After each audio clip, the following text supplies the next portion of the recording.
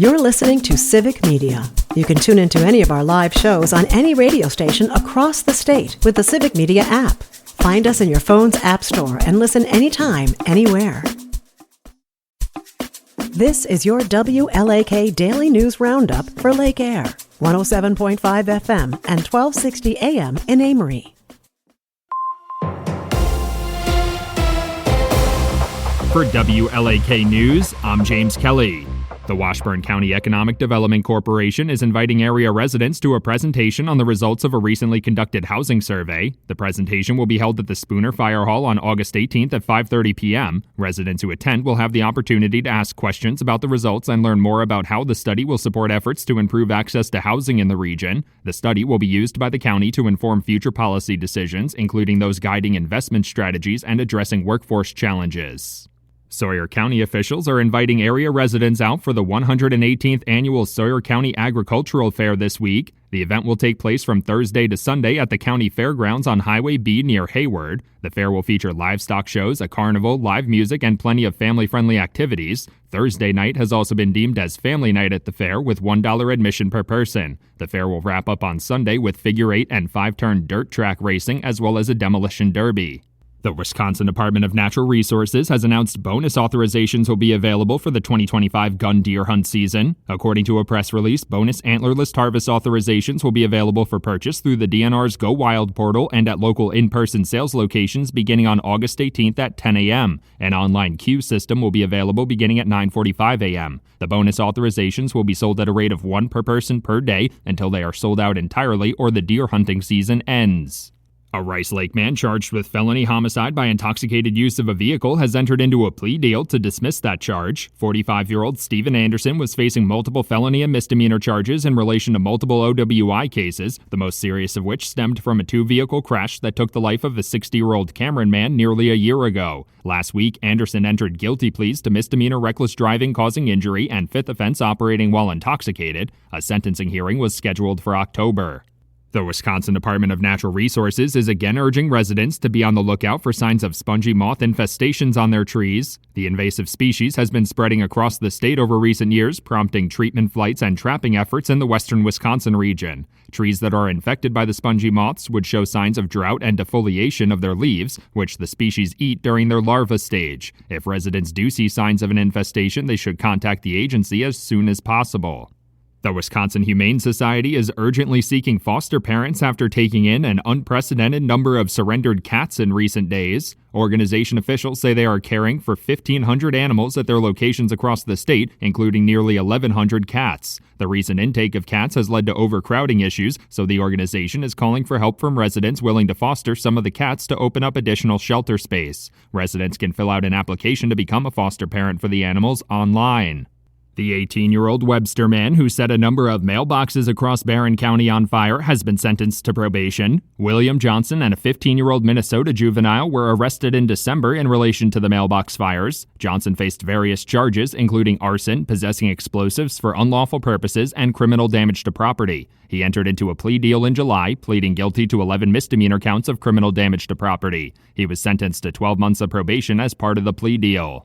2 people were rescued from Chequamegon Bay on Thursday after getting stuck on a boat about 400 yards from shore. The Ashland Fire Department responded to the call, receiving kayaks from bystanders in the area to get out to the people stranded on the boat. Another group of bystanders brought their own boat around and transported a couple more first responders out to the scene of the rescue. Both individuals were brought back to shore uninjured and were allowed to go home. How they got stuck so far out from shore is still under investigation.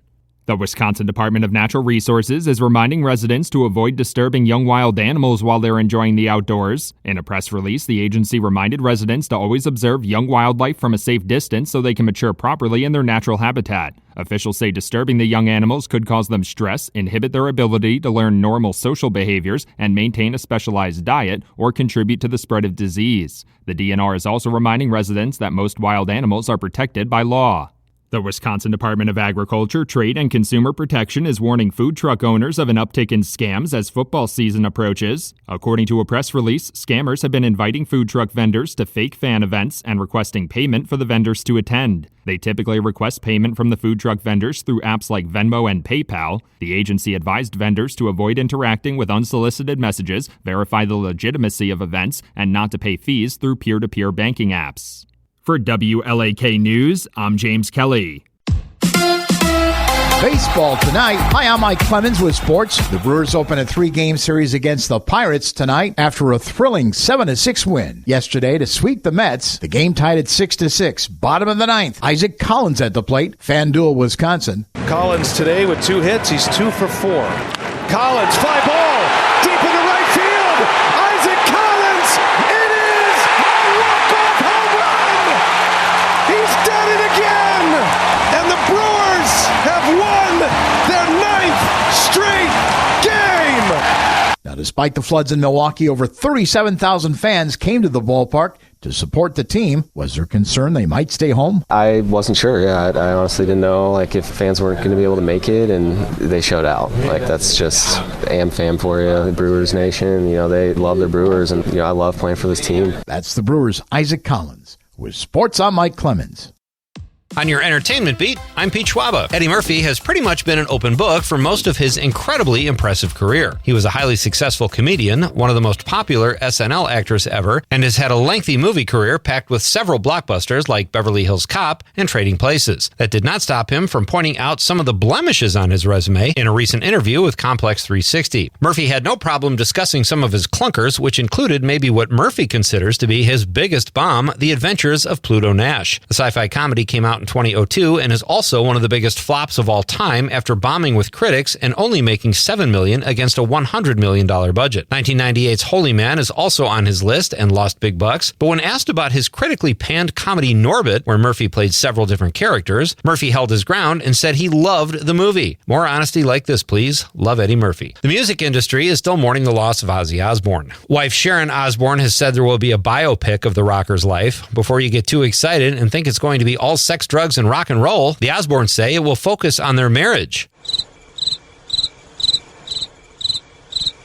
The project was first announced in 2021, and all the Osbournes will play a role, with his children being listed as producers. Here's a vigilante justice news update. The Batman Part 2 has movement. Production will start filming in the spring of 2026, according to Variety. The film will not hit theaters until the following year, with a premiere date set for October 1 of 2027. Robert Pattinson is back to portray the Dark Knight. The production has been delayed several times, but all the ducks appear to be in a row. Matt Reeves is back in the director's chair. I was beginning to think this would never happen. James Cameron's Titanic won 11 Oscars and made over $1 billion at the global box office. The film almost had a much different look, though, as Matthew McConaughey was a frontrunner for the role of Jack Dawson, which ultimately went to Leonardo DiCaprio in the 1997 film. According to producer John Lando's book, McConaughey had a great read at the audition and everyone liked it. Cameron thought it was great too, but asked the actor to read it again. McConaughey said no, that was good, which according to Landau kept McConaughey off the cruise. The world is about to get funnier thanks to Warner Brothers, who has just announced it has greenlit a Kristen Wiig and Jonah Hill film, a new comedy called Cut Off. The two funny stars play a pair of entitled siblings, according to The Hollywood Reporter. Hill is attached as the film's director and Wiig is producing.